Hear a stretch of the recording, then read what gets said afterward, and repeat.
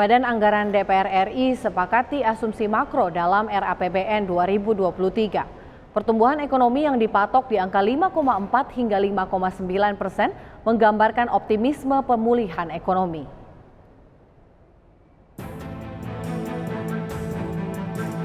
Badan Anggaran DPR RI menyepakati asumsi makro dalam Rancangan Anggaran dan Belanja Negara 2023. Berbagai asumsi makro yang disepakati dalam rapat panja merupakan hasil pembahasan antara pemerintah dengan Komisi 11 pekan lalu.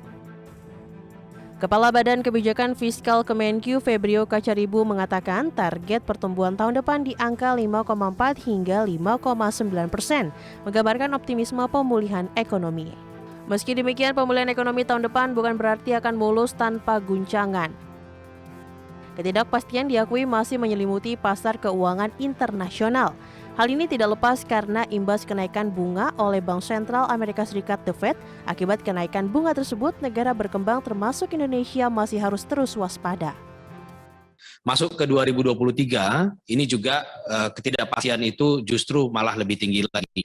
Kita bisa melihat bagaimana kondisi pasar keuangan internasional, lalu juga bagaimana The Fed memang harus menaikkan tingkat suku bunganya mengantisipasi risiko inflasi yang masih sangat tinggi.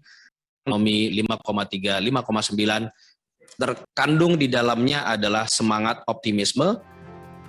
Adapun rincian asumsi makro RAPBN 2023 yang disepakati antara Banggar DPR RI, pemerintah, dan Bank Indonesia. Target pertumbuhan ekonomi tahun depan disepakati 5,3 hingga 5,9%, inflasi 2% hingga 4%, nilai tukar rupiah 14.300 hingga 14.800 per dolar Amerika Serikat, yield SBN 10 tahun 7,34% hingga 9,16%.